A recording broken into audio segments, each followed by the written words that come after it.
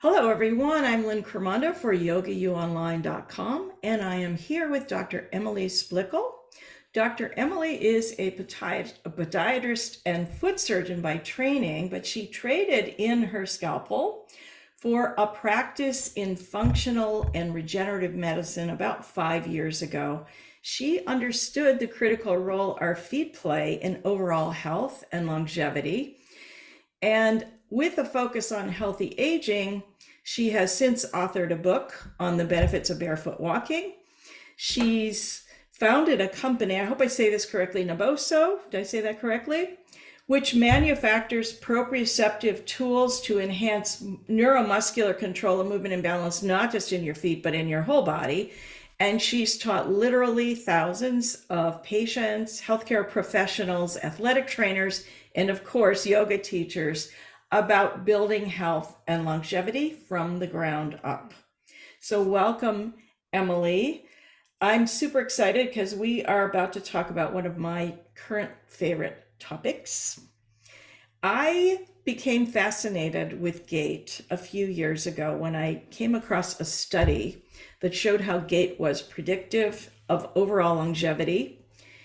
And it said that diminished capacity in three areas: ability to walk in the sagittal plane, ability to walk fast, and ability to balance on one foot, which after all is walking. Diminishment in those areas was a predictor of diminished health span or diminished more longevity. So I'm wondering, you are a super expert in this topic. If you could take us through a quick and dirty kind of gait 101, why it's important, and just kind of what is it about gait that makes it predictive of longevity? Yes, absolutely. And put your seatbelts on because we'll go fast. No, just kidding. But yes, I absolutely love gait as well. I'm fascinated with demands of the gait cycle. There is a very unique energy transfer that occurs when we walk. So when I teach professionals, oftentimes they'll default towards like a squat assessment or posture assessment. So things that are a little bit more static. But what's really important is that our nervous system, our fascial system, obviously our musculoskeletal system, is designed for dynamics, for movement. And when we think about the gait cycle from foot contact, loading response, mid stance, late mid stance to propulsion, and we kind of keep doing this over and over, is there's this really important energy transfer. So the impact forces, how does your body relate to the ground, to the impact forces? We'll go into that, the vibration in the workshop that I'm doing, to these vibrations that are entering the body. And why is that vibration so important to a stimulus to build bone density, to stimulate the nerves, and then obviously you use it as energy to take your next step. So it's a really critical foundational movement that we do every day. What I notice in my patients, kind of like you said with that study, is as you start to notice decreased single leg stability, a loss of forward progression, they actually become apropulsive, and a lot of people start to shuffle or march, which means they're not getting these key skeletal movements such as hip extension with T-spine rotation that loads fascial slings. When you load and unload these fascial slings, it's almost like wringing out a rag. It's really important to hydrating the body. So that's another important aspect as well. And then one last little nugget that I'll share is the walking speed that you shared.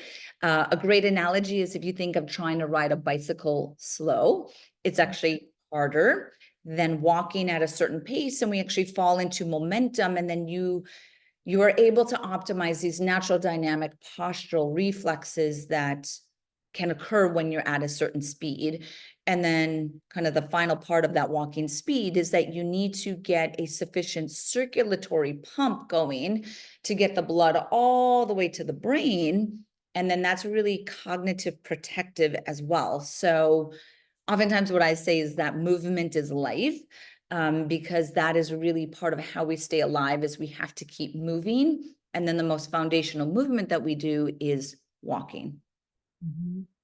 It's so funny. And as you were mentioning, I was smiling because we think of just, we teach our kids to walk and then they walk.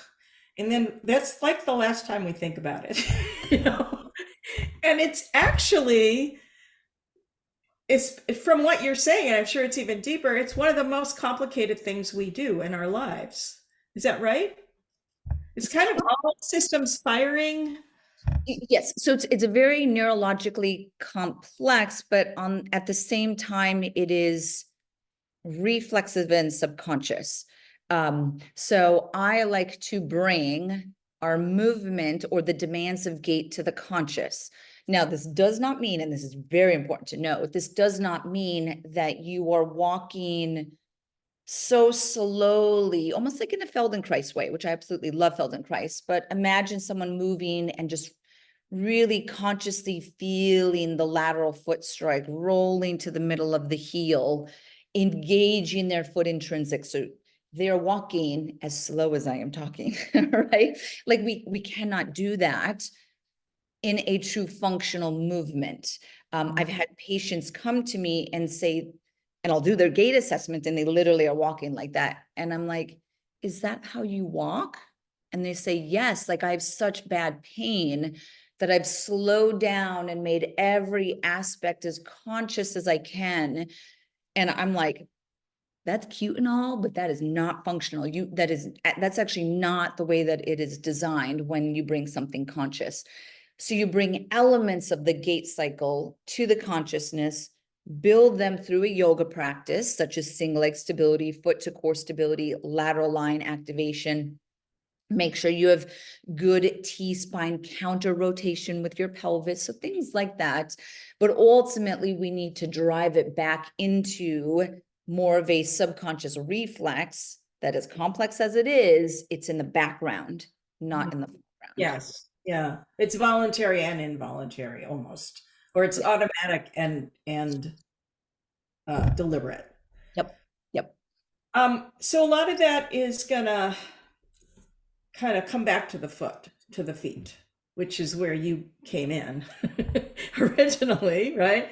Um, and I think that's the other thing that's really more complicated. The feet are really complicated. And I've heard you speak enough times to know that there's a component of connection. You mentioned the fascial net. There's also connection between the feet and the deep front line in Tom Meyer's world, or the deep front core in the fitness industry world. So there's a core component. There's a functional relationship between the feet and all the diaphragms in the body. So can you talk a little bit about the role of the foot, the lowly foot? We were just talking before, and I was saying a lot of people go for the big poses and they don't realize, no, look down. That's where you should be. Look at your foot. Yes, it all does really start with the foot. And the way that the listeners can think about that is, I mean, it's the only contact point between the body and the ground, right? And when you talk about walking or posture or standing poses, we are vertical in gravity, which means we have to have a relationship and understanding, a cueing and awareness, all those wonderful words to our base or to that contact point. I take a unique approach of really looking at it from a sensorial perspective, because it's the skin that is contacting the ground. And there's a reason why we have specific nerves in the bottom of our feet to read the ground. And then, of course, that pulls into skeletal positions, bunions, hammer toes, pronation, supination, neutral arches. So that component, of course. And then the fascial lines, which ties into our intrinsics. So the small muscles of the feet. So all of that we have to be thinking about. What's going to be the surface that our clients are going to stand on when they do exercises? What is their digit alignment? Is their rear foot in neutral so that levers, so when you move bones, you're just manipulating length tension relationships of muscles, and then those muscles, starting with the intrinsic, myofascially blend into everything else, so that becomes these slings or these lines that we are connecting. And then ultimately that posture, that awareness, the activation, the strength of our base, which is our foot, has to connect to our center of gravity, which is going to be obviously the pelvic floor, the deep core, which goes into the diaphragm. And those are the fascial slings, the Thomas Meyer slings. So it's a really fascinatingly intricate art, you could say. And then what I love, why I love teaching and sharing it, is because it becomes then another layer to the art of cueing. So how do you teach the students or the clients to connect to that attachment or those integrations? And what are some of the words that you choose to use to get that client to appreciate it as well? So I want people to understand, I want them to utilize it, but I want them to really appreciate. I find it beautiful, but I'm a total anatomy nerd. So these attachments are really quite beautiful, and movement is beautiful. So yeah, it's getting that deep appreciation. Mhm. I think in yoga, we can do a lot in the direction of integrated mobility. Um, a lot of yoga poses are static, though. What should yoga teachers be adding to their practices, or how should yoga teachers be enriching their practices to encompass this idea of enhanced neuromuscular facilitation in movement, Yeah. both their practice and their feet? I mean, Yeah. So it is hard if you are holding a pose, a static pose, outside of the literal, okay, flow in and out of the pose. Obviously, that's one way to do it. But if you are holding a pose for a while, this allows us the opportunity to really focus on the other sensory components. I'm very big in body schema. So the perception and the awareness of our physical entity, both exteroceptively, so how we relate to the external environment, as well as how we relate to the internal environment. So it could be, again, this is through the cueing, is having them feel different aspects of the body. Can you contract as you're holding a pose? I don't know what pose people are imagining they're holding right now, but as they're doing it, could you put just a little bit more energy into, I'm just like kind of contracting my left hand. I'm just engaging more myofascial engagement, and then relax the hand. Can I do that to my right foot? So you're just building further awareness in it. I love to do yoga with my eyes shut. I actually would I do love it all, doing. I do it all the time. And when I Yeah. tell people, when you feel really confident in the pose, go ahead and close your eyes. It's Yeah. hum- it's a Yeah. So like humbling experience. flow through it. I actually love doing movement in compression apparel, and just intentionally, so shutting the eyes and then just really feeling the compression apparel to guide you and where your limbs are and things like that. Again, this is just like the art of cueing. That's where obviously some of the Naboso products come in, is like you're feeling the texture under your feet as you're holding the pose. So you're playing with the cueing. And it really just brings an awareness, because honestly, optimized gait, first step is you have to feel your body in space. Like if you don't know what that means, to feel your body and to connect with it, every aspect of it, how is someone going to move well? Like they're not going to walk, and they probably don't even hear that they're stomping on the ground, because they're so disconnected from their physical body and their movements. So that's why I start around this body schema and connection to self. Can you just break down what you mean by body schema a little bit? I think that term is not going to be familiar to a lot of people. Yeah, so body schema it's not a word I made up. It's an actual word. And your schema is your mind's mental picture of your physical body in space. Again, this is subconscious, right? And we use this mental picture every time we move. Best example of using this mental picture of your size and shape in space is, imagine you are walking in a crowded restaurant and you need to go to the restroom. So you have to kind of weave between the chairs, and they're all kind of backed up a little bit different. and you're kind of weaving, okay, am I going to go hip straight? Am I going to turn? So I'm kind of going side through it. Or is there going to be two chairs that I'm like, I'm not going to fit between there, right? So we're making these movement decisions based off of this mental image. Mhm. And we do this without even realizing it. We lose our connection to our body schema, which is the mental image of our size and shape and space, with age. You could say this is where you bump into things. You are a little clumsy, right? Yeah. So the accuracy of movement is based on this body schema, right? The way I move my hand is based off of my perception of the length of my arm, right? If I sense that my arm is longer than it is, I'm going to miss grabbing things or setting things down. So it's a really fascinating aspect that I started exploring, partly from Naboso. But it was really how I started getting more and more into active aging and movement longevity, and working with professionals on, well, where do we start with the reduction of falls as we age, which is very complex. And I would go back to, if they don't have a connection to their mind, body, mental image, the schema, because we lose it with age, kind of like other neurological processes that we lose, that's where you're going to start. You can increase tricep strength all you want. You could increase foot strength, but if they still don't know where their center of mass is, and they can't feel that shift in their center of mass, the rest of it is not going to give the return that people think. I also think that that's why Tai Chi is so researched for older individuals, or meditation, yoga for older individuals is, yes, there's balance in these methods, right? Like I'm literally standing on one leg in Tai Chi and things like that. But I think it's really the breath and the mindfulness, and I feel my body, and that's that schema strengthening Yeah.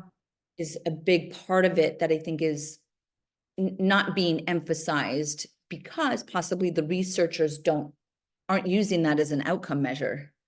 You know what you remind me of is one of the kleshas in yoga, which is avidya, which translates to misperception, Mm. that we misperceive. And what it made me think of when you were talking was people who have like a shoulder hike, or they're walking on the outsides of their heels, or they have a chronic dysfunctional movement pattern, which all of their systems have corrected for them. They've corrected the horizon line. They've given them the misperception that what they're doing is straight. So when I have a client and I know that they're crooked, and I put them against the wall on a block and I have them stand up straight, I say, "How do you feel?" And they'll invariably say crooked, right? Because when you straighten that out, so what you're talking about is this whole misperception. And then when you start piling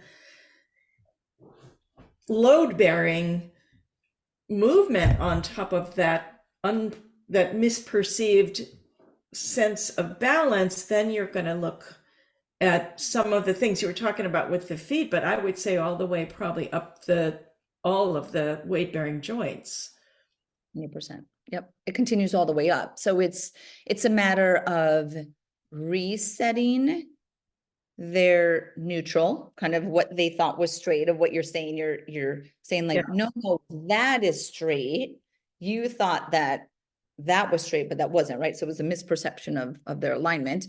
That's why I like to do movements in different rehab techniques or corrective exercise facing a mirror, or I'll video them and then show them the video, where there's a lot of self-learning. I want them to feel it within their own body. I always teach and start with setting your base, so finding neutral. And when I explain it in my office, people will go to neutral, and I'm like, no, you have more that you need to go. But they're like, that feels neutral.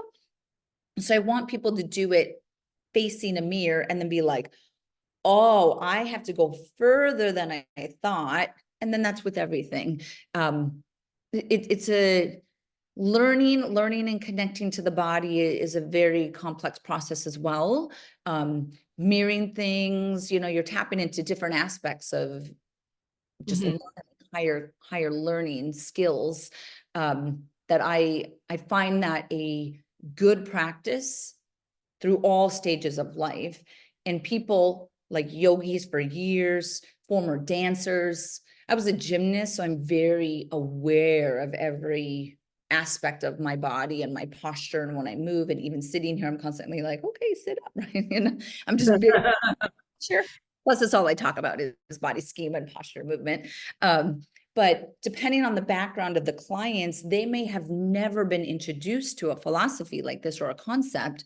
So it's going to be a little bit harder for it to stick and it to stay in their consciousness. Yeah. So you mentioned that you're going to be teaching a class for us, and I'm assuming when you get to the point where you're walking crooked, I equate it to, remember those toys? I don't know if they still have them, where you would slant the board and they would go like that.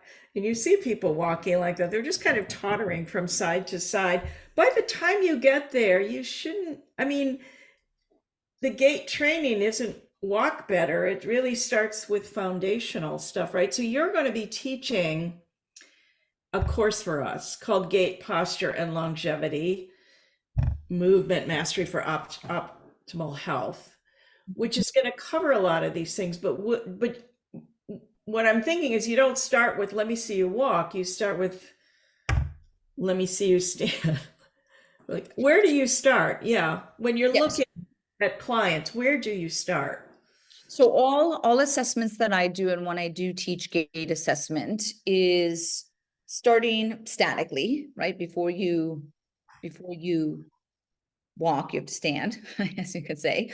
But even before that, I will, it's a little bit hard to introduce in the course that we're going to do, but I'll share a little bit on it. Is I would even want to look at people open chain, which means they're not vertical in gravity yet. So you're just looking at kind of, hey, what's your movement potential, your mobility potential, right? What's your hamstring length? I'm looking at the ankle. I'm looking at the pelvis and seeing if they're leg length. Like I'm just assessing things, right? What's our potential here? Then we stand up in gravity statically. Okay. When you are in a relaxed position, what does your foot look like? What does your posture look like? When I make you active, so as soon as you stand on one leg, technically that's an active position. So you're kicking in certain stabilizers. I want to see what the foot looks like, the pelvis, the hip, obviously up the chain. Then I do basic mobility. So like T-spine mobility, pelvic mobility, things like that. I'm looking to see what your lever looks like. So there's specific foot positions you have to be able to achieve. Obviously, I'm a podiatrist, so I take a heavy emphasis on from the ground up gait, because it is so important. And then I will watch people walk. I'll do a balance assessment in there as well. So I watch balance, then I watch people walk. But once you understand the requirements of gait, so here's an example of where I would see gait kind of default in what you had said, is when they are moving kind of side to side like this. So gait is sagittal, we know that, right? Because you have to go forward, but at first glance, it is sagittal. What's actually happening to allow the sagittal movement are transverse planes. So gait is actually rotational. So if there's insufficient rotation in the subtalar joint, the tibia, the hip joint, the pelvis has to rotate, the T-spine has to rotate. So everything is rotating essentially to decouple the energy that is coming up from the ground. And if it's not decoupled, it throws off the vestibular and the visual system. So that's really what everything on downward is based off of. So when someone is, if you'd call this lurching, but their frontal plane Shuffling, because they stop picking their foot up so much when they're doing that. So shuffling, but then I don't know if people can see the video. I'm kind of moving my torso to the side in the frontal plane. What they are trying to do is they are trying to create energy somehow in their system. There is a book called The Spinal Engine. Fascinating, very hard read, but fascinating. And so the spinal engine is essentially saying that we need to have really the rotational energy and decoupling that happens through the entire system. If that's not optimized, you will have to get that energy from somewhere. And then if you're moving frontal plane, obviously now you're like, wait, I'm wearing down the facets in my lumbar spine because they're not designed to take a load repetitively in that plane like that, right? So this is actually where you start to see a lot of low back pain and things like that, is because it's a deeper breakdown in the system. I find T-spine pelvis decoupling is one of the most common that you will see. Obviously, think about sitting, right? So we're sitting, it's locking up people's pelvises. Foot and ankle restrictions lock up the pelvis and T-spine. So those are really my go-to with these patients or these individuals, but we'll obviously be going into all of that. Are we? So what will we be doing in the class? This is very technical what you just said, but how much of that is going to come into the class? So breaking down the components of gait and then the demands or the requirements of gait, high level, right? Gait is very complex. Throw on things like contact time, duration of muscle activation, like gait can get really complex, right? But what we want to think about it is high level. What are the mobility requirements? Whole body. What are the stability requirements? What are the strength requirements? What are the speed requirements, right? So there's certain ones that we want to focus on. Again, high level, right? So the high level stuff that a practitioner can take home, a yoga teacher can use, they don't need to know everything that Dr. Emily Splichal knows, which is an encyclopedia. They just need the basic points to get going. Yep. And So we'll do in the class. how do I unlock these 4 regions in the body for optimal gait? Right? That's something important. What are just some of the key gait patterns so that your eye sees it? And then you say, okay, I understand, maybe not technicality down to the nitty gritty, but I can recognize that this client would benefit from unlocking these 4 joints, right? Perfect. It's just going to take some stress off the system. That's literally all that I try to do, right? We are not, with someone who's in their 70s, as an example, we are not trying to reverse 70 years of life from their musculoskeletal and their neuromuscular system. We are trying to just kind of open the pressure chamber to take pressure off the system so that they can, I call it riding under the radar. So if you ride under the radar, no pain, I'm good, right? And then that's what I try to teach people. So we'll be going into that, some basic assessments. I will be exploring the body schema and the sensory side of gait. I think the sensory side of gait is really important, and that's a key part that we can incorporate, especially as yoga practitioners. And then, of course, further strengthening exercises. And there's a practice. There is a practice. Bring it into practice. So it's going to be awesome. I know it's going to be awesome. No pressure. Well, this has been fascinating, and I guess we'll hear much more in the course. So I'm looking forward to that. Thank you so much for spending time today. And thank you all for hanging out with us. We'll see you all in class.